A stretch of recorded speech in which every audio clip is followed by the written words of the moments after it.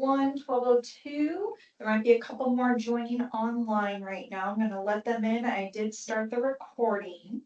So if you guys wouldn't mind muting yourselves, if you see any background noise coming in, I can always mute you, but I can't unmute you when it comes up time for the open Q&A. Okie dokie. So it's very nice to see everyone today. This is brand new for the LTAC program, is hosting an applicant workshop. We're really just trying to get ahead of things, head off any questions and make it a smoother process for both recipients, applicants, staff processing, everything along the way. My name is Kelsey Venegas. I am the new LTAC coordinator.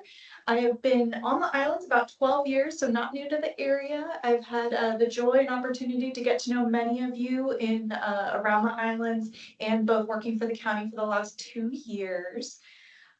This workshop will be posted on the website, so anybody who is not able to attend live can view the recording for many cycles to come, and of course reach out if they have any questions that were not answered in the workshop today. So I will do a brief overview of the LTAC process, what key terms mean, and things you can do as an applicant to be more successful in your application. Then we'll open it up for Q&A. So first up, it always helps to have a graphic. So I really like looking at the cycle as a graphic so we can see the important deadlines and more importantly, the order of operations that things happen in. So this cycle has already opened June 1st. We tend to stick to the same schedule every year, but making it fall on a Monday or a Friday. It is going to close on September 11th. Let me admit somebody. So this cycle closing on September 11th is a little bit of a shift from previous years. We opened a little bit earlier and we are closing a little bit earlier just to adjust for the large portion of paperwork and contracts that can run concurrent to the holiday season. It really helps just to shift things up a little bit. Another new thing we do have this year is a digital submission form for the applications. It's going to give the committee for processing a very streamlined approach to be able to have an even playing field for everybody.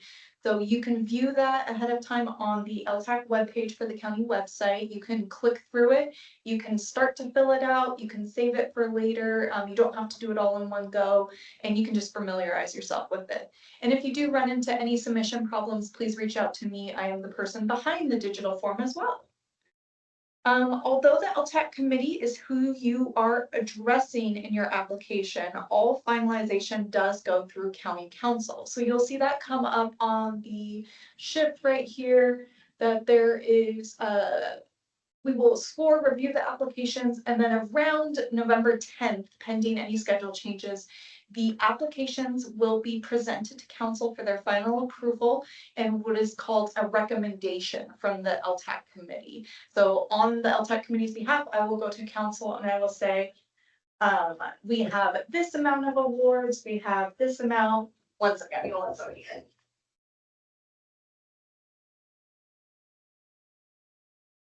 No worries.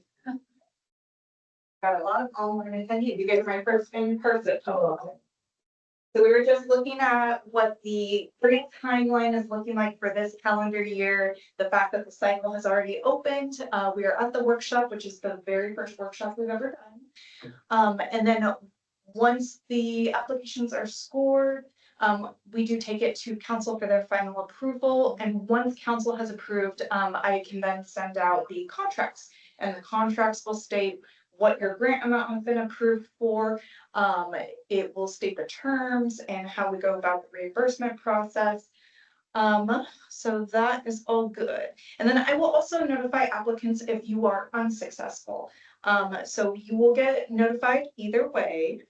And we're hoping before Thanksgiving this year. We're really trying to accommodate holiday schedules and make sure that we're not overlying too much on busy staff time. And then if not successful this cycle, please adjust your presentation and materials and try again. We welcome people who want to come back and apply year after year, cycle after cycle, just because maybe there was something that was circumstances out of your control for this cycle due to the fund budget or anything, please come back another year. Okay, now I find this helpful as somebody who was new to the LTAC myself just a few months ago. Where does the lodging tax money come from? So there is an RCW. RCW is state law, and then county code is local law. So the RCW instituted this tax. It is generated when people come and stay in paid lodging in the county. And then separately, we have the county code that determines the process in which that fund is used to pay out in this grant process. So the lodging tax is paid by tourists, goes to this fund, and then grants are given back out to attract the tourism. This is a very important thing. How does the cycle build? It can be a little bit confusing. So basically it builds for 3 years. Year one, let's say this year, 2026, the revenue is earned through people staying in that calendar year. So people in hotels this weekend, they are contributing to the fund. The fund gets closed out and the amount is transferred into the fund for year two. So while we are in 2026, your applications this year are going to be looking to 2027. So you can see it, some of the documents on our website list 2027. That is because we are existing in this year looking forward. Contracts are sent out at the end of this year. The contract language is referring to the next year. So the event occurs, fun is had, and then you are submitting your reimbursement vouchers to cover the approved costs of your grant. So it can be a little bit complicated, especially if you are a returning applicant, that you can exist in multiple cycles all at once. So you may be filling out reimbursement for one cycle while working on your application for another cycle, while those funds are building up for the LTAC for 2 years coming. So just please pay attention to dates on emails, dates on applications, everything, dates on contracts, especially because you can exist in multiple years at the same time. A quick glossary of terms. Hopefully everyone's gotten a chance to look at the general information. So I have packets for our attendees in person as well as in the chat. I'm about to pop in several documents. This is just reference material to help educate you. The general information document is also on the LTAC portion of the county website. The glossary of terms, we refer a lot to core entities as well as special projects. And then of course the different time frames of the projects that you could fall into. The reimbursement voucher is what I made reference to. It's an online form on the county website to request reimbursement of your grant forms. Those requests are sent to me. I review them for completeness and documentation, and then we send to the auditor's office for processing of the funds. So example of a special project, it always helps to kind of like concrete examples of what we're talking about. A special project would be a grant that was given to the Lopez Chamber of Commerce for the playgrounds in the Lopez Village. A date-specific event would be something like the Friends of the Orcas Library book sale or the artist studio tour. It either happens on one day or one weekend. A seasonal project, an example of that would be the summer concert series at the Orcas Center. It's happening ongoing, but within a season. And then year-round would be receiving a grant for marketing and outreach. So we have several people that come to us for grants, marketing, outreach that can be spread about the whole year, or it can be marketing and outreach leading up to a specialty event. So there's some examples just to have ruminating around. I'll have a slide later on successful applicants and what that reimbursement looks like and what the reporting requirements are. Right, what can you do to be successful? Half of you Already got it. You're here, you're open to asking questions, and you're reading the documents provided. The LTAC committee and staff has put in a ton of time into these documents. A lot of them are brand new for this cycle. We want to make sure that we are as transparent as possible and as helpful as possible. Watch a recording from a previous successful presenter. That is actually what we are about to take the time to do. It is invaluable to educate yourself on how the process works and certain things you can do to make yourself more successful. In some later slides, I'll discuss the other things in the packet as well. All right. We all know San Juan County is a beautiful place. That's why visitors want to travel here and stay in local lodging. But it is a fragile ecosystem, and we need to teach our visitors to be stewards of the islands like we are. Like I mentioned, some of the new cycle documents that were just updated this year is the LTAC Master Plan, and it has a goal number 4, protect natural resources. So online with us today, we have Angela Broderick. She is San Juan County's Climate and Sustainability Coordinator, and she also was tasked with the very, very large goal of revamping the master plan. And so she is actually going to take a minute to tell us about how you can highlight sustainability. Thanks, Kelsey. Hi, everybody. As Kelsey said, my name is Angela Broderick, and I'm the county's Climate and Sustainability Coordinator. So as Kelsey just said, of course, the San Juan Islands are ecologically a very special and a very sensitive destination.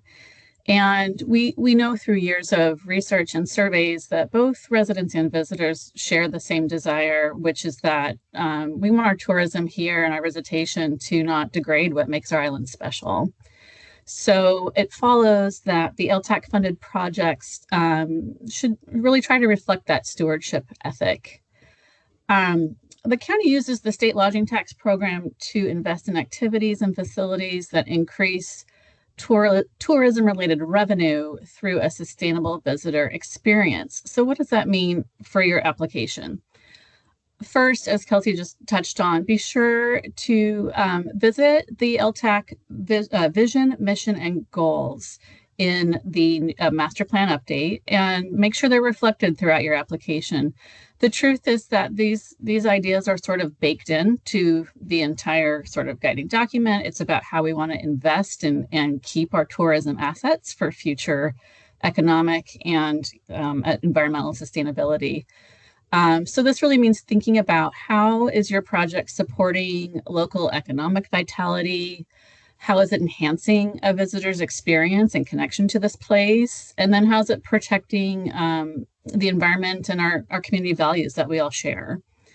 In addition to that, looking also in the master plan at the funding priorities, think about how you can address the specific needs that are called out there.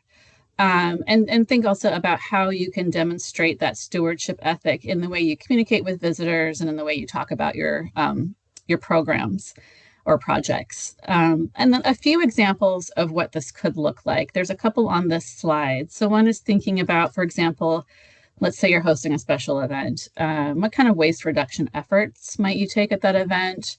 Or some folks actually host zero waste events. Also offering, rideshare options or shuttle options is a great way to kind of reduce your footprint. I will also just flag that in those new funding priorities that multimodal and electric transport options are now a new funding priority. So looking at things like bikes and bike access, trails. Also, we have a new item, which is EV charging, which needs to be at a county-owned facility or co-owned. So that's something to check into. Another big one is visitor education, especially around things like wildlife and habitats, promoting local growers, local makers, immersive opportunities that connect people more deeply to the islands while they're here. And then finally, thinking about focusing on the shoulder season to relieve that peak summer pressure. And also it just creates a more sustainable local economy if we can sort of spread out that tourism season and support our community a little more year round. Back to you, Kelsey. Thank you, Angela. Much appreciated.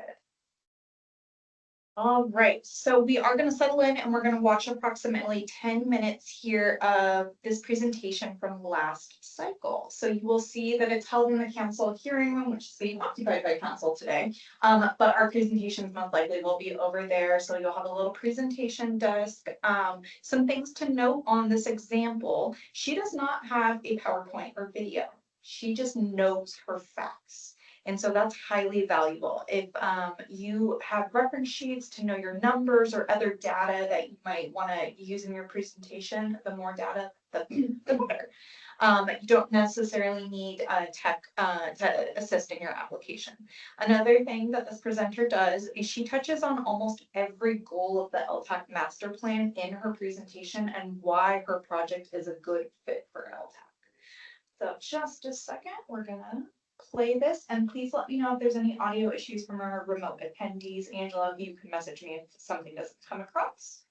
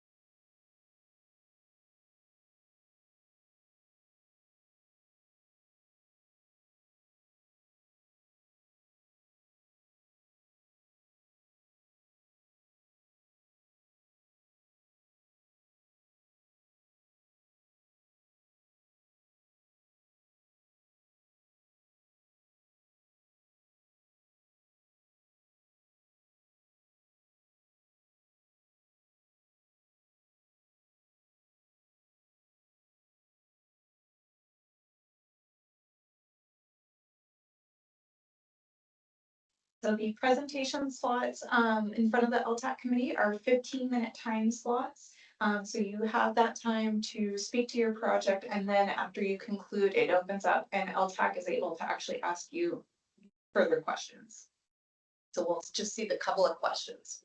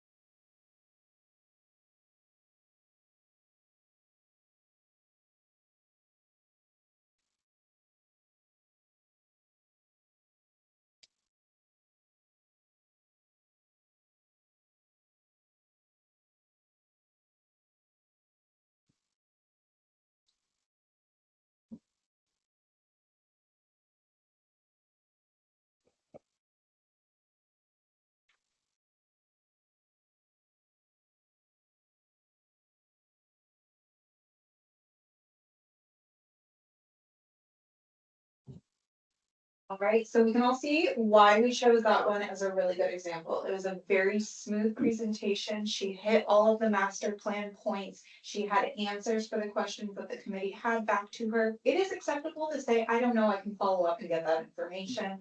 But anything that you are submitting with your application as far as budget information, it's all for the committee to review. And they may have questions when it comes to your presentation if something doesn't align or if it maybe wasn't detailed enough. So this was a highly successful one. There are hours and hours of recordings of all these presentations. So everyone is welcome to use the county's website where this is all stored.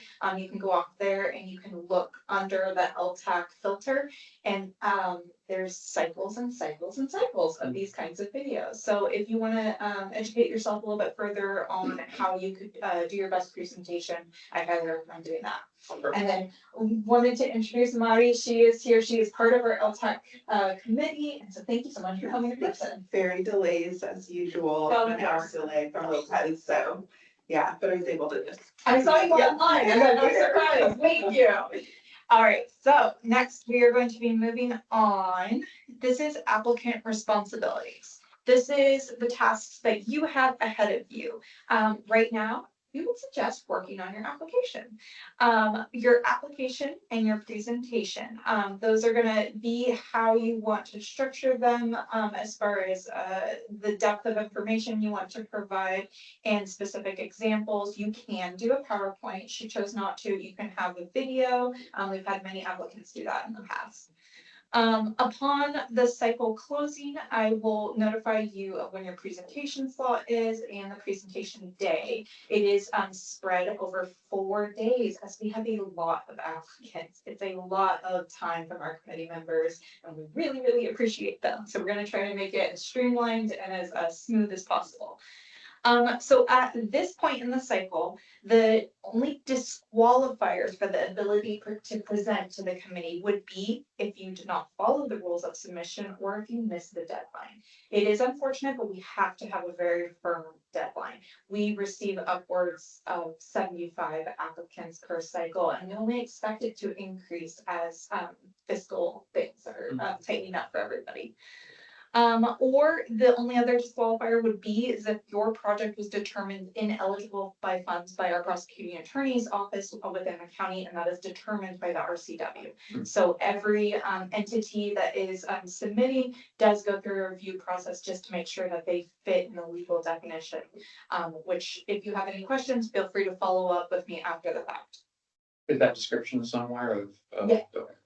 It's on the LTAC website, and then the website also links to the RCW. So if you really want to get into the legal mumbo jumbo, Not really. my favorite thing to do ever. And then there's also the section of county code, and so you could look through the history of ordinances with the county code, how things have been updated over the years. So next, the applicant's responsibility. The middle is, I dare say, the easiest part. Do the work. If you were successful in your full or partial grant amount, the next step is to do the project or hold the event. Next, I'll go into what the required documentation is to request reimbursement from the county for your grant funds and to report back on your project. So, if anyone has been to a show at the San Juan Community Theater, you may be familiar with they start each performance by announcing the show, quiet your cell phones, and then they take a head count of those out of town staying in paid lodging. Before I worked for LTAC, I did not understand why they did that. It immediately makes sense. So the attendance report is a legal requirement that San Juan County has to do to report back to the state of Washington the attendance of lodging tax visitors that they are receiving grant funds for. So not everyone has the physical audience. Sometimes it's marketing and outreach. You can measure that in website hits. So when you're looking at your project for this year, think about how you're going to track your visitors. What sort of methodologies. So I included an example of the attendance report in your packets today. It obviously says 2025 because I just collected them for the last cycle, but think about how you want to incorporate that into your project. And believe me, if you do not provide it, I will follow up with you and follow up with you and follow up with you because I have to give it to Washington State. All right, so this is something also new that I've created this last cycle. What we want to do is kind of keep people on track as far as their reimbursement funds. So there's an online form on the same website that you submitted your application to request the reimbursement for your grant. In the packets and for our online attendees, you can see that I shared in the chat, there's an example of a very well put together reimbursement voucher. I redacted identifying info, and it is a little bit shortened just to save on paper costs. But you can see how they submitted online, how they clearly outline what they were submitting and the corresponding documentation. This can just be a very tricky part for a lot of people. And so if you are spread out throughout the year, breaking it up into 4 quarterly reimbursements is highly recommended. It keeps just a better timeline for everybody, and it's easier on your mental load of keeping track of the eligible things to request financing for. Per contract, you are allowed to do a lump sum reimbursement. It may be better suited if you have a 1-day special event. Totally get that. However, if your date passes, you have 30 days after the project has ended to submit for your reimbursement. So if your event is in February and it is done and over with, please don't wait until November to submit for reimbursement. We really need that done within 30 days of the project. So the reason I have come up with this little graphic is to really help visualize where you need to be marking off your calendars to focus in, gather the information for your reimbursement requests. Of your contracts are written out for the calendar year, January 1st to December 31st. So within that contracted amount, that is when your project will happen and you need to request reimbursement for your funds. So think of it this way.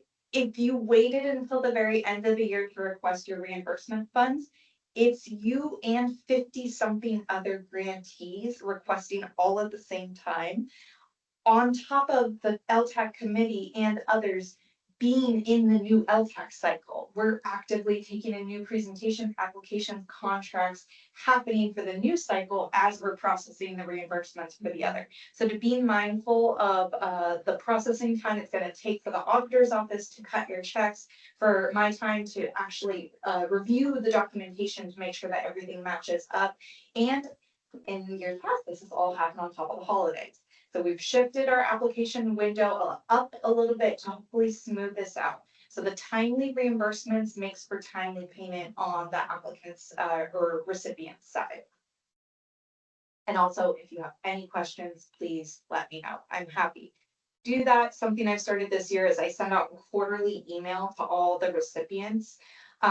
Some of the core entities maybe are structured a little bit differently, but I just send out a friendly reminder email saying, hey guys, end of Q2, start gathering your stuff to submit it, and just keep us all on track. And it also helps council to see from a budgetary standpoint that the LTAC funds are being siphoned out as they should. It looks a little strange when there's an artificially high balance that people aren't actually collecting on the money that they were awarded. All right, that was my big chunk. Now we are open for questions. If you are online, yes, feel free to put it in the chat box, raise your hand, we can unmute. Let me just go to the very first one and then we can move to in the room. The circled dates on the deadline for that quarter are in which you have to wait to submit reimbursement. They're not a deadline necessarily. This is the recommended window. It's just recommended for all the reasons I stated.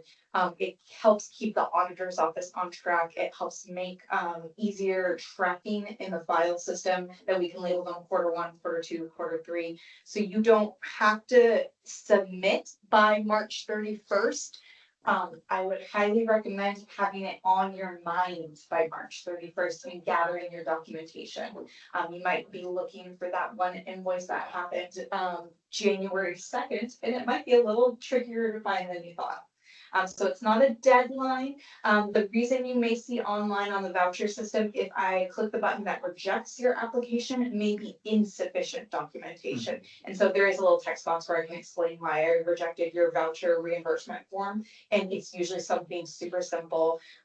You can't also collect for funds outside of your contract. So you can't submit a cost that occurred in 2025 if your grant contract is for 2026.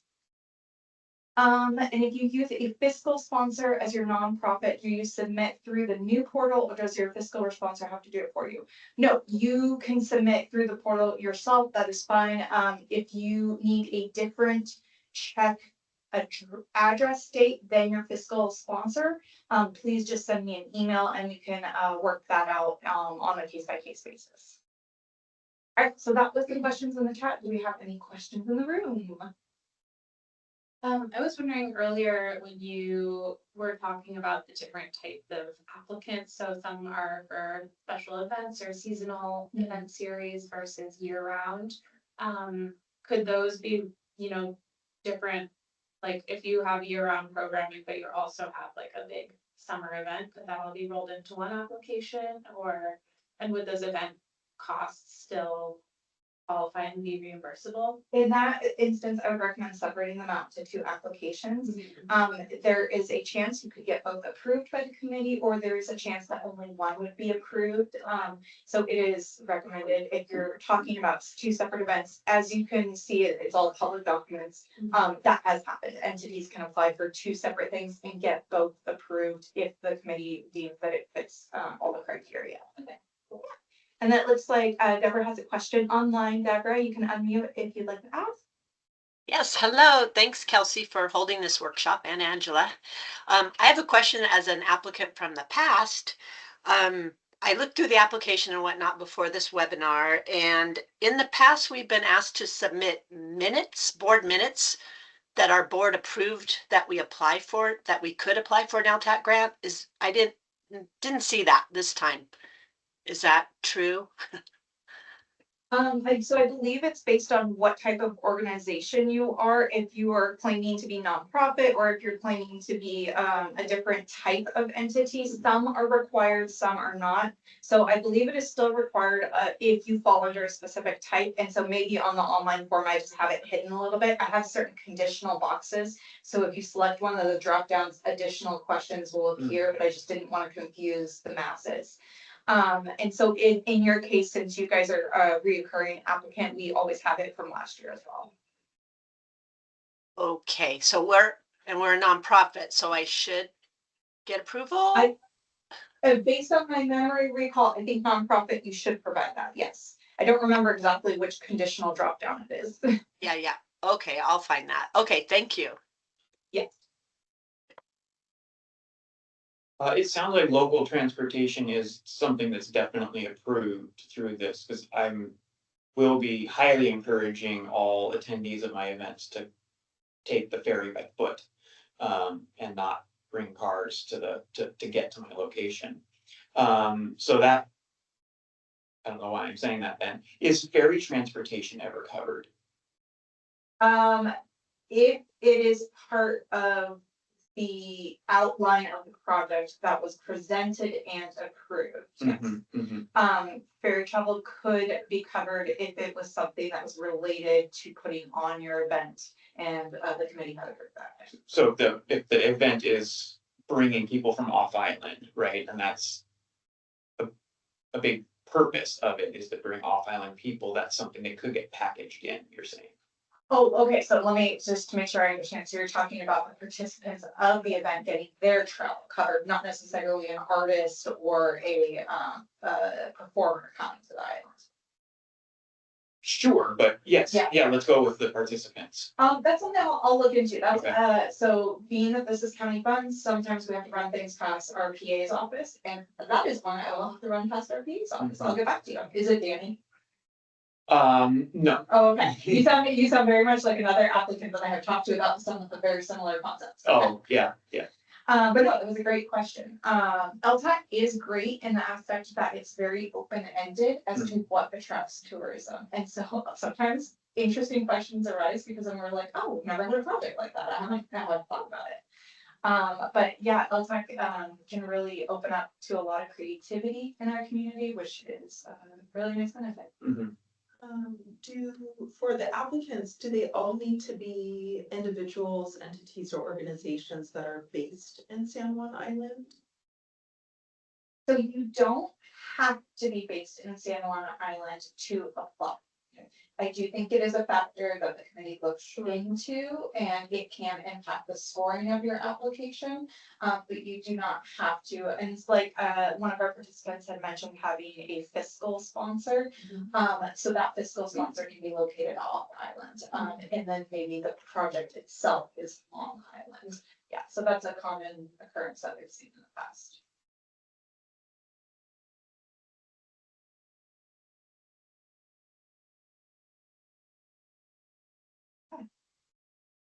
Can you talk a little bit more about measuring attendees or impact? And you mentioned, attendees at an actual event, number of people coming versus web traffic or some other metric, like different ways that applicants can measure how many people they're reaching and how many people they're bringing to the island through these different projects. So it is a little bit misleading because that attendance report, visitor report that I had included in the packet, there is actually a backside that shows methodology. There we go. And there are suggested methodologies for gathering those counts. So like I use the theater as an example because it is the most basic. A direct count is a head count, a show of hands. And so it's incredibly simple and incredibly effective to gather that information. And then yes, there's other more difficult ways to gather that information. But you can use any of these methodologies to customize it to your project and what makes sense. Okay.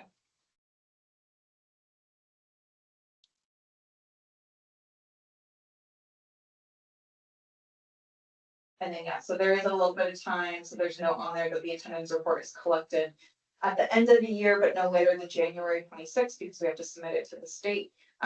So you have the entire year to track that information.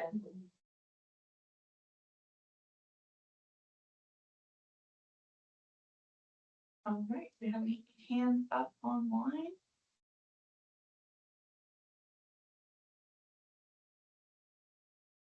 All right, Angela, was there anything else you or Mari would like to add to the conversation? We have the website, LTAC on San Juan County web, and it shows us, I'm just gonna share my screen so we can all see the county website.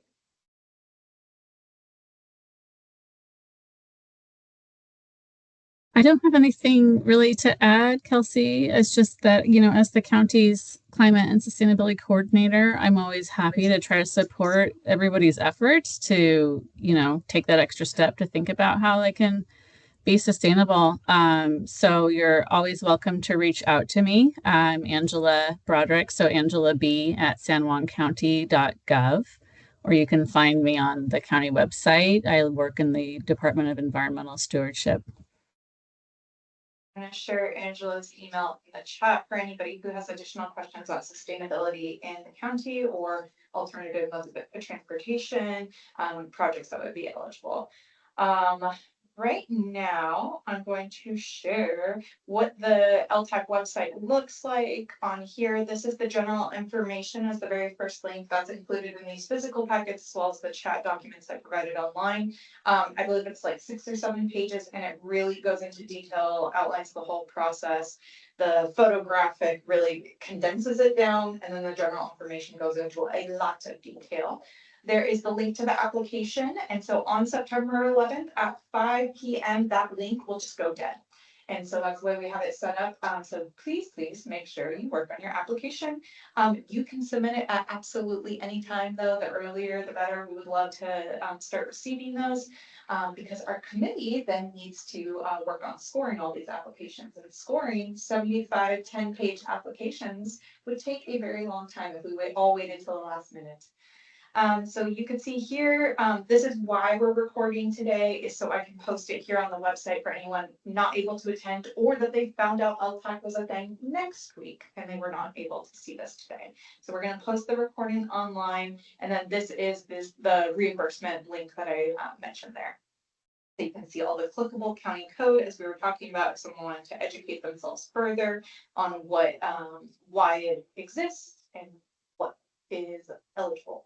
And then down here are master plan goals, investment priorities that are on the 2026 master plan. The master plan link, this is a little confusing, but if you go back to the LTAC committee, it is a linked document here.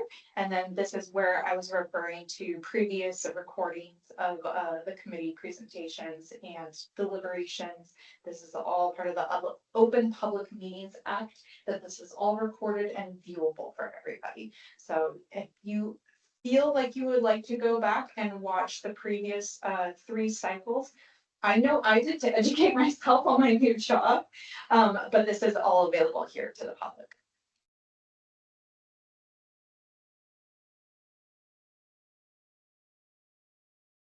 All right, if we don't have any further questions, this is our workshop for today and for this cycle. We're just always looking to grow and make it better and smoother each and every year. So please feel free to reach out to me if you have any questions. My email is all over these documents, and I am just looking to be helpful for the public and for our applicants. Thank you. Bye, guys.